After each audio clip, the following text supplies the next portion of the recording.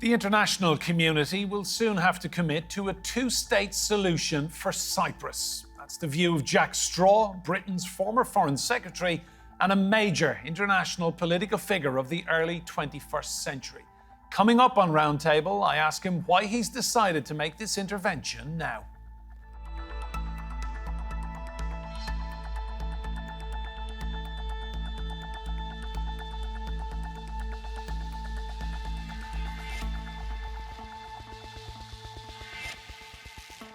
Hello and welcome to Roundtable. I'm Enda Brady. Now, Jack Straw was Britain's Foreign Secretary during the September 11th attacks in the US and for the 5 tumultuous years that followed.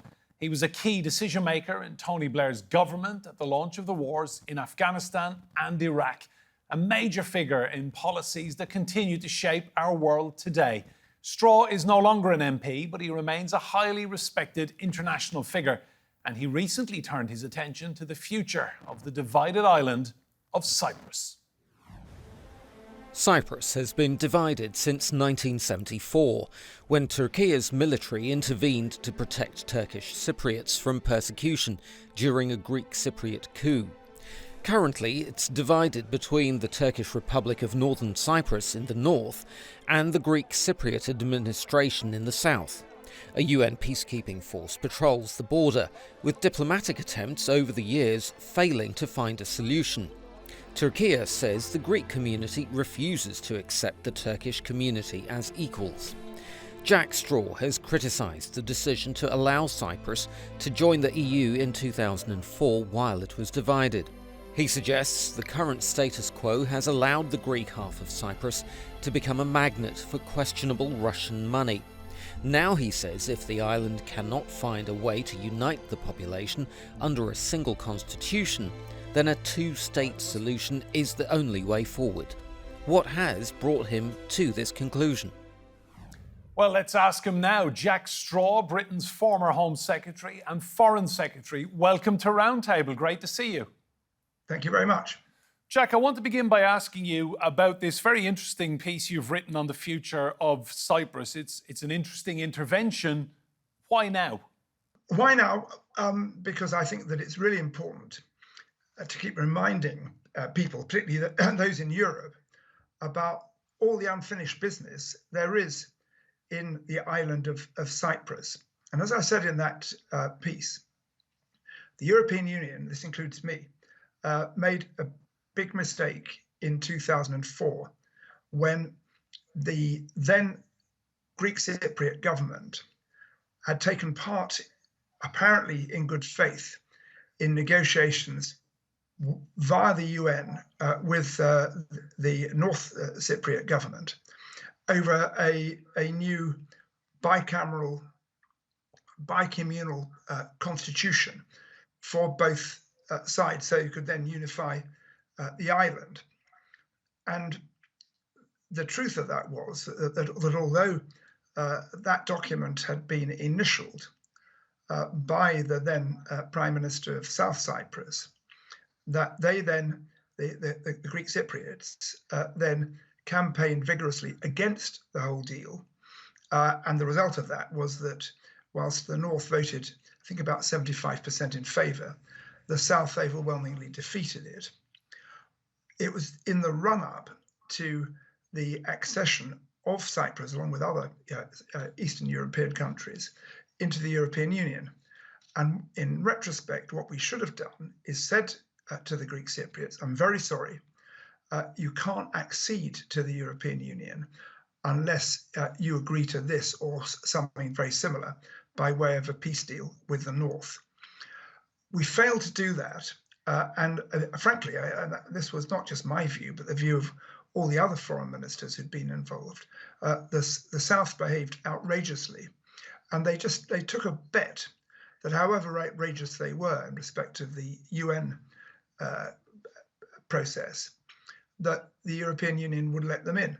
We did let them in, and the consequence of that is that they're now in a position, notwithstanding all the things that have happened with Greek Cyprus over the last few years, and including almost going bust and becoming essentially a center for the Russians and for Russian money, that they are sitting pretty.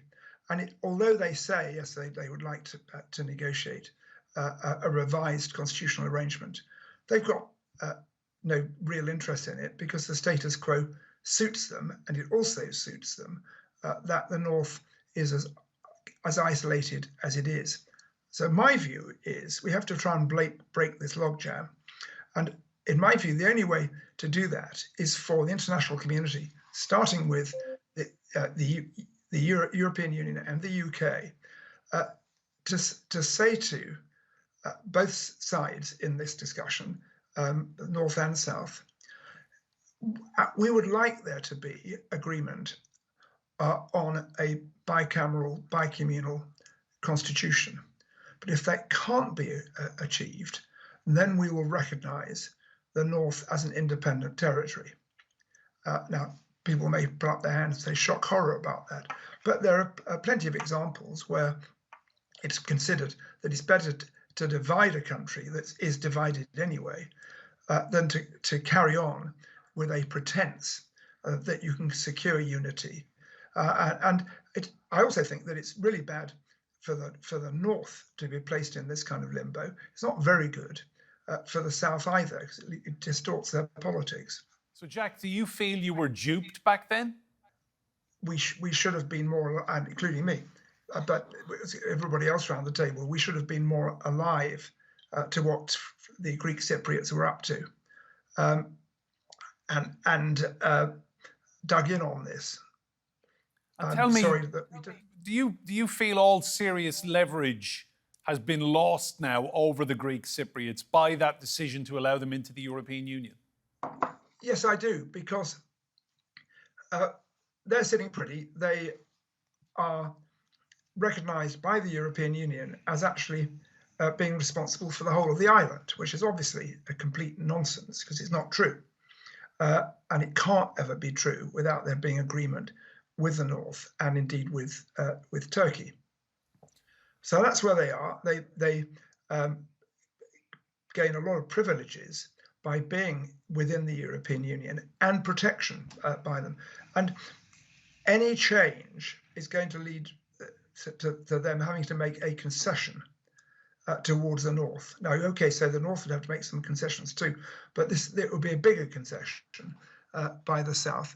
And their view is, well, we'll diddle around, we'll always go through the pretense of negotiation, but we will never agree. And that's been the experience of successive UN negotiators, each of whom have put in a huge amount of time and effort to try and resolve this. But I know from talking to a number of these negotiators, very senior people, that their frustration has been overwhelmingly with the South. And Jack, 2004, you were Britain's Foreign Secretary, coming up 20-year anniversary next year. Does this issue still exercise you? You obviously think about it. Well, it exercises me, and I think that an awful lot of people would just like to avoid it, but it seriously exercises me. And not only because I think we including I myself, got this wrong in 2004, but also because there's a grave injustice there to the people of the North. And I'm aware that at the moment, only Turkey officially recognises the Turkish Republic of North Cyprus. But what I'm trying to do here is to get the rest of the European Union and indeed UK government as well as wider interests to think about the position that that the North is being placed in as a result of everybody just sighing and accepting the status quo. What we've got essentially in Cyprus is a frozen conflict which suits one side and works to the disadvantage of the other. I think for Europe, they've got to really think about this. Do they really want a frozen conflict within the borders of the European Union forever, for decades? What's their solution to try to deal with this? How much I influence, Jack, do you think Russian money has had in the Greek part of Cyprus, the Greek administration? A lot of Russian cash has gone in recently. no, I mean it's a uh, I mean, it's astonishing amount. If you look at the data of the Bank for International Settlements about the amount of money that has sloshed through the Greek Cypriot banking system, almost all of it from Russia, and um, it's incredibly convenient for the Russians for them to have basically their own offshore financial center, which happens to be within the European Union. And the rest of the European Union is sort of closing its eyes and ears to what is a pretty scandalous situation that's going on under its own noses. So let's take a quick overview of the situation in Cyprus. It has been divided since 1974 following a Greek Cypriot coup. Cyprus has a population of around 1.2 million people, of which around 380,000 live in the Turkish Republic of Northern Cyprus. The UK is one of the island's three guarantor nations, along with Turkey and Greece. Jack Straw, do you feel the UK should be doing more to lead on this now? Well, the UK, I'm not going to criticise my successors. The UK can't do it very much by itself, and there's also just a fact of life, which is that we have two sovereign military bases actually in the south of Cyprus, and although they're sovereign territory, i.e. they're parts of the United Kingdom, not legally parts of Cyprus in practice. I mean, obviously they're attached to the landmass of the island of Cyprus. So that's another factor here. It wasn't a factor, interestingly, 19 years ago, as I recall, because if we'd blocked Cyprus's accession, that would have been different. But these days, I don't think it's really open to British government to act alone on this. What it is open to the British government to do, and I would like to see it doing, is to recognise that the current situation is wholly unsatisfactory, that it's an affront to the idea of a civilised Europe to leave one part of it in this limbo. That, of course, I understand opinions differ about what happened in 1974, but as you say, there was a coup by the Greek Cypriots. There were right-wing colonels running Greece itself, the nation of Greece, and they were campaigning for what was called Enosis, which is union with Cyprus. And there'd been quite a lot of ethnic violence. And you've just given the figures for the relative populations. It's at least 2 to 1, if not getting off 3 to 1, in favour of the Greek Cypriots, and it's for that reason, and Turkey has been there ever since. That's also not satisfactory, but that could be resolved, and I think would be resolved if Britain and Greece and Turkey, as well as the European Union and with help from the UN, were to say, well, hang on, we're going to restart this process, but just be aware that one consequence to you, Greek Cypriots, if you don't agree, is going to be that we will accept de jure as well as de facto that this island is divided, and there'll then be 2 independent nations internationally recognised on that island rather than one. I think then you could start to see things change. One final question on the Cyprus issue. What's your prediction for international recognition for the TRNC? How long will it take? At the moment, quite a long time. But I mean, my question to others is, are you really going to just put up with this for 10, 20, 30 years for another? It's getting off it's 49 years now since, in practice, the island has been divided. There's a UN presence there, which has to be paid for. And you can always find a reason for not doing something. But I believe that this really ought to be advanced. And certainly, I say, Britain's got no locus to do it by itself. It is a signatory power, but that's along with Greece and Turkey. But Britain could do a great deal to try and change the terms of the discussion and debate, and I think to open up a debate within the European Union. But of course, were we still in the European Union, we'd have a great deal more influence. Let's talk about matters closer to home, British politics. How damaging have the last 7 years been since the United Kingdom left the European Union, in your opinion?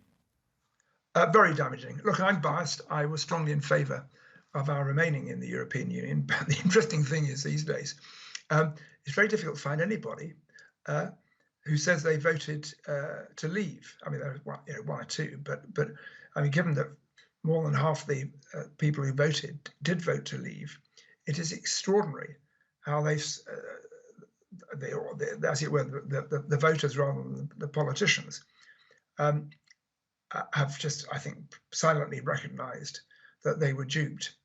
And two, how those who were in the vanguard of arguing for the UK to leave, people like Boris Johnson and Rees-Mogg and people like that, are now themselves accept that Brexit has been a failure. And of course, what they then try and do is blame everybody else but themselves. And on how difficult has it been for the UK? Well, I travel a lot internationally. And it's sort of, I personally find it humiliating to receive the kind of sympathy from friends abroad about the abyss into which successive Conservative prime ministers have plunged the United Kingdom. Theresa May did her best, and I wouldn't, but in very difficult circumstances.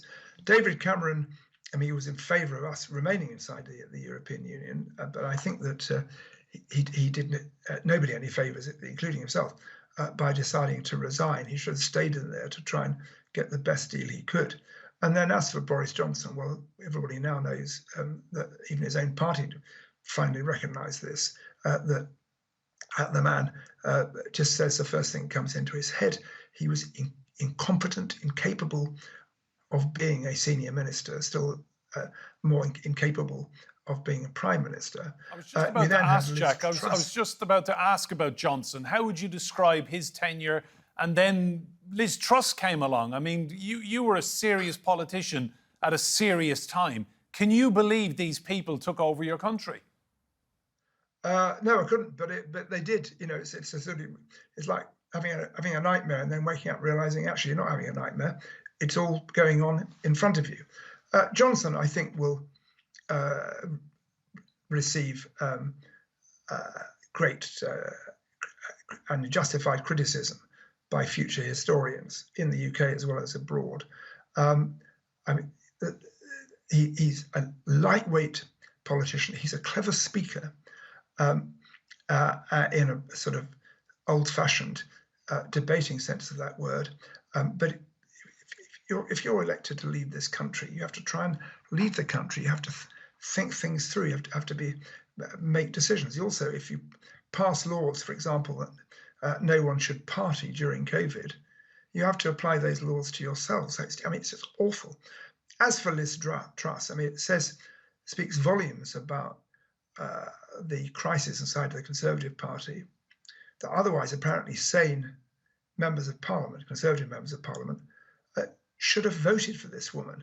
It wasn't as though they didn't know, that they didn't. Conservative commentators were writing before she got chosen that the woman was, quote, crackers, but they went on and elected her.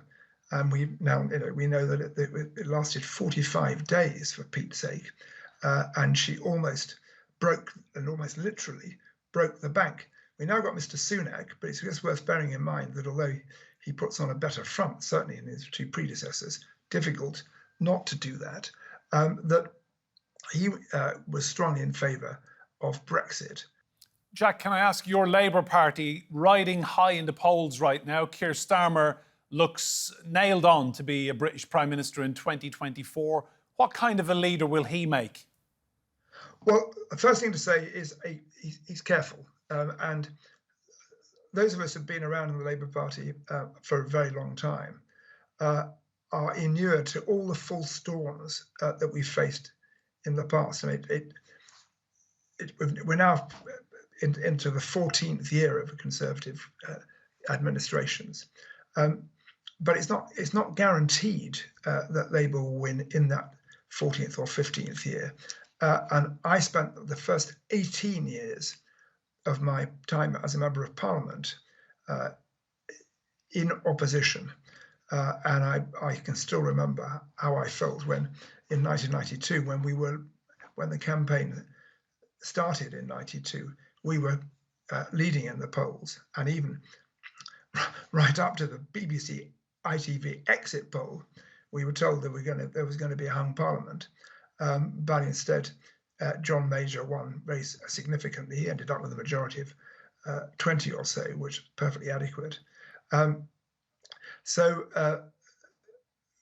just as in 96, 97, when none of us took anything for granted, neither is Keir Starmer and his colleagues. What sort of Prime Minister will you make? Well, a complete contrast to the people we've had in recent years. He's he's not solemn, he has a great sense of humour and all the rest of it, but he's a serious guy, and he understands his responsibilities. He's got a great vision for the UK. I mean, and about how we raise living standards and improve opportunities for everybody, particularly obviously those Jack, do you think he's been listening to Tony Blair recently? You know, there seems to be a lot going right for Labour. Yeah. Do you think Starmer has been studying what Blair did, what you did? Yeah, I know that. I mean, I can't give you chapter and verse on this, but I know that Tony and Keir speak fairly regularly, and it would be a very unwise Labour leader who failed to take advice from the most successful Labour leader in our history. I mean, sadly, Keir's two predecessors, not only Jeremy Corbyn, but Ed Miliband, who should have known better, rather tried to dump on Tony Blair's record, and we know where that got them. So, of course, he'll be talking to Tony. Jack, do you miss the buzz of Westminster? Do you miss the cut and thrust? No, I don't actually. It's interesting. You should raise it. I mean, I've got plenty of things going on in my life, including I've been chairing a large charity in my former constituency of Blackburn, which runs a very large youth centre. We have to raise £2 million a year, so that's been really interesting. I sit on what's called a multi-academy trust. So we have within this trust, we've got 30 state schools, but they're funded separately from local authority schools. 25 of these schools are Muslim faith schools, so it's really interesting. And 5 of them are in white areas, and they're not religious at all, where we're trying to turn them around. So I do quite a lot on international relations, not least as a trustee of the Royal United Services Institute, which is one of the 2 really big foreign policy and defence think tanks in London. But my view is that I did it 36 years. I decided to retire quite voluntarily. I could have stayed on. And when you've done that, you should move on, allow others to take your place. And there is loads outside politics. But would I have missed it? No, I mean, I'm blessed by the fact that I had all the opportunities I did in British politics. Jack, talking of opportunities, what advice would you give to any young person watching this interview, seeing everything you achieved in your career, looking at how toxic British politics has got in recent years and thinking, I'd like to do something, I'd like to help my community, my country, my neighbours? What would you say to any young person who wants to get involved in politics? If you're interested and you want to get involved, because politics' reputation is only as good as the people who are in politics. The political process is the only way of running any kind of country, apart from resorting to violence. And so indeed, sometimes it's and if countries run badly, discordantly, you can end up with violence. We've managed over centuries to work out a way in this country, as many other civilized countries have, of resolving our inevitable differences by a process of politics. And that's, in my view, wonderful. There's no more honourable role than that. Of course, politicians are not all the time, and part of that, I'm afraid, has been collectively their own fault. But what I found, that even in opposition, that if you thought about a policy and had come forward with solutions on it, you could actually achieve quite a lot in opposition. And in government, you can achieve a huge amount. And I think there's no role more satisfying than being a politician, whether it's on the national or the local stage. Jack Straw, the clock has beaten us. I could talk to you all day. Thank you so much for your time on Roundtable. Remember, you can see more discussion and debate on our YouTube channel. Search for Roundtable TRT World. But from now, from me, Enda Brady, and all of the team here, goodbye and thank you for watching.